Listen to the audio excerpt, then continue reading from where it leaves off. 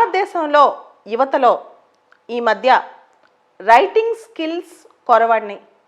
ముఖ్యంగా పుస్తకాలు రాయటం, కథలు రాయటం, సృజనాత్మకత అనేది తగ్గింది. దీనికి ప్రధాన కారణం మన విద్యా వ్యవస్థ కావచ్చు. మన విద్యా వ్యవస్థలో ఎంతకాడికి చదువుదామా, బట్టి పడదామా, దాన్ని పరీక్షలో రాసి మంచి మార్కులు తెచ్చుకుందామా, అంతేగాని యువతకి ఆథర్షిప్ స్కిల్స్, రైటింగ్ స్కిల్స్ వీటి మీద ఒక సబ్జెక్టే లేదు. దానికి సంబంధించి ఒక కోర్స్ లాంటిది కూడా భారతదేశంలో లేదు. ఈ దిశగా ఈ మధ్య ప్రధానమంత్రి కూడా తన అభిప్రాయాన్ని వెలువరిచారు.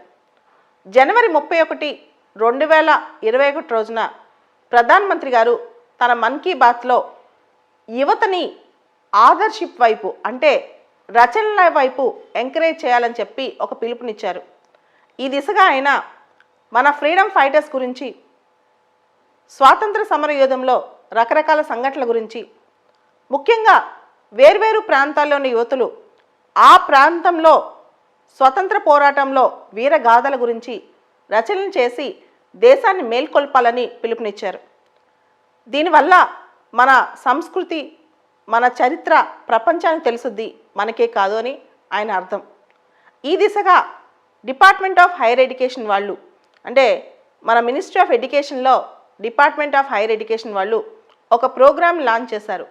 దాని పేరే youth upcoming versatile authors scheme అన్నమాట. అంటే ఎవరైతే 30 సంవత్సరాల వయసు వాళ్ళు ఉంటారో, ఎవరైతే మంచి రచనలు చేయడానికి ఇష్టపడతారో, ఎవరైతే విభిన్నంగా రాస్తారో వాళ్ళ కోసం యువ స్కీమ్ అన్నమాట. యూత్ అప్కమింగ్ వర్సటైల్ ఆథర్స్ కోసం ఒక స్కీమ్ అన్నమాట. 30 సంవత్సరాల వయసు తక్కువగా ఉండి, వయసు కన్నా కింద ఉండి చక్కగా రచనలు చేసేవాళ్ళు ఉంటే వాళ్ళందరూ కూడా ఈ జూన్ 1వ తారీఖు నుంచి జూలై 31 లోపు అప్లై చేసుకోవచ్చు. 75 మందిని సెలెక్ట్ చేస్తారు. ఆగస్టు 15వ తారీఖున ఎవరెవరు ఈ స్కీమ్కి సెలెక్ట్ అయింది చెప్తారనమాట. దీనిలో భాగంగా ప్రభుత్వం 6 నెలల పాటు వీళ్ళకి నెలకి ఒక్కొక్కరికి 50,000 చొప్పున కన్సాలిడేట్ స్కాలర్షిప్ అందిస్తుంది. అంతేకాదు, ఈ ఆథర్స్ ఎవరైతే సెలెక్ట్ అవుతారో, అప్కమింగ్ ఆథర్స్, వీళ్ళకి భారతదేశంలో ప్రపంచవ్యాప్తంగా గొప్ప గొప్ప మెంటర్స్, గొప్ప గొప్ప రైటర్స్ దగ్గర నుంచి వీళ్ళకి మెంటర్షిప్ లభిస్తుంది. అంటే రచనలు ఎలా చేయాలి, ఎంత లూసిడ్గా చేయాలి, ఎంత అందంగా చేయాలి, నరేషన్ ఎలా ఉండాలి, దాని మీద వీళ్ళకి చక్కటి మెంటర్షిప్ కూడా లభిస్తుంది అన్నమాట.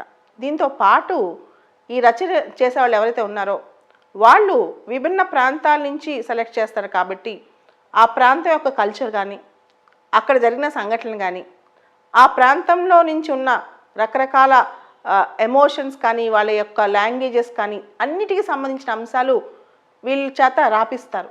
దీంతో ఏమవుతుందంటే ఏక్ భారత్ శ్రేష్ఠ భారత్ అనే ప్రోగ్రాం 2015లో భారతదేశంలో లాంచ్ అయింది. ఈ ప్రోగ్రాంలో మనకి ఒక ప్రాంతం వాళ్ళు భారతదేశంలో ఇంకో ప్రాంతాన్ని తెలుసుకునే దిశగా ఈ ప్రోగ్రాం ప్రయత్నం చేస్తుంది. సో ఇండైరెక్ట్గా ఈ యువ స్కీమ్ ఏక్ భారత్ శ్రేష్ఠ భారత్ కూడా దోహదపడుతుంది. అంతేకాదు, వచ్చే సంవత్సరం మనం ఆజాదీ కా అమృత్ మహోత్సవ్, అంటే మనకు స్వతంత్రం వచ్చి 75 వసంతాలు పూర్తి చేసుకుంటున్నాం. ఈ సందర్భంగా ఇలాంటి రచనలు ప్రోత్సహించడం ఎంతో మంచిది. ఇక్కడ ఈ ఆథర్స్ రాసిన డ్రాఫ్ట్స్ డిసెంబర్ 15 కల్లా రెడీ అవుతాయి పబ్లిషింగ్కి. నేషనల్ బుక్ ట్రస్ట్ ఇండియా వాళ్ళు మొత్తం యువ స్కీమ్కి ఇంప్లిమెంటింగ్ ఏజెన్సీగా ఉండి ఫేజ్ బై ఫేజ్ ఈ మెంటర్షిప్ ఎలా నడుస్తుంది, ఈ ఆథర్స్ ఎలా రాస్తున్నారో చూస్తారు. దీనికి సంబంధించి వచ్చే సంవత్సరం జనవరి 12 జాతీయ యువజన దినోత్సవం, నేషనల్ యూత్ డే, అంటే స్వామి వివేకానంద గారి బర్త్డే రోజు వీళ్ళు రాసిన డ్రాఫ్ట్స్ అన్నీ పబ్లిష్ చేసి రిలీజ్ చేస్తారనమాట. అంటే తెలుగు ఒక భాషలోనే కాదు, రకరకాల భాషల్లో తర్జుమా చేసి రిలీజ్ చేస్తారు. దీనివల్ల ఒక ప్రాంతం రచనలు ఇంకో ప్రాంతం వాళ్ళకు కూడా వాళ్ళ భాషలో అర్థమయ్యే విధంగా ఉంటాయి అన్నమాట. అంటే వాళ్ళ ప్రాంతీయ భాషలో, ఉదాహరణకి తమిళంలో ఎవరైనా రాశారనుకోండి, లేదా హిందీలో ఎవరైనా రాశారనుకోండి, దీనికి సంబంధించి వేరే భాషలో కూడా ఇది ట్రాన్స్లేట్ అవుతుంది అన్నమాట. సో దానివల్ల అందరికీ ఉపయుక్తంగా ఉంటుంది. దీనివల్ల భారతదేశం యొక్క సంస్కృతి దేశీయంగానే కాదు, ప్రపంచవ్యాప్తంగా కూడా బయట వాళ్ళకి తెలిసే అవకాశం ఉంటుంది. ఎందుకంటే చాలామంది రకరకాల ఇంగ్లీష్ భాషలో ఇలా చదువుతారు కాబట్టి వేరే భాషకి తర్జుమా అయితే. సో ఇది స్వతంత్రం, మోడీ గారి థీమ్ ఏంటంటే స్వతంత్రం గురించి. కేవలం ఫ్రీడమ్ స్ట్రగుల్ మాత్రమే కాకుండా భారతదేశంలో రకరకాల అంశాల పట్ల రచనల్ని ఇక్కడ ఆహ్వానిస్తున్నారనమాట. ఆగస్టు 15 కల్లా 75 మంది ఎవరు సెలెక్ట్ అయ్యారో చూస్తారు. వీళ్ళకి ఖచ్చితంగా 30 సంవత్సరాల కన్నా తక్కువే వయసు ఉండాలి. సో ఈ విధంగా ఫస్ట్ టైం ఇండియాలో ఈ ఆథర్షిప్ని ప్రోత్సహించడం మనకెంతో గర్వకారణం. దీనివల్ల భవిష్యత్తులో యువతలో మంచి రైటింగ్ స్కిల్స్, క్రియేటివ్ స్కిల్స్ కూడా ప్రమోట్ అవుతాయి. దాంతోపాటు భిన్నత్వంలో ఏకత్వం, మనకు తెలుసు భారతదేశం భిన్నత్వం గురించి ప్రబోధిస్తూనే ఏకత్వం ఉండే రచనలు రావాలని కోరుకుందాం.